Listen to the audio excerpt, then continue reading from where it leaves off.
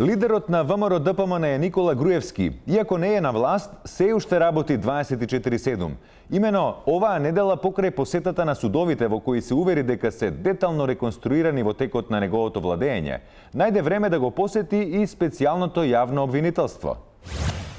Како што забележаа објективите на камерите, Груевски во СЈО пристигнал носејќи на себе капут, за кој се шпекулира дека е од марката Обнова, а кога излегол од просторите, тој го немал капутот на себе.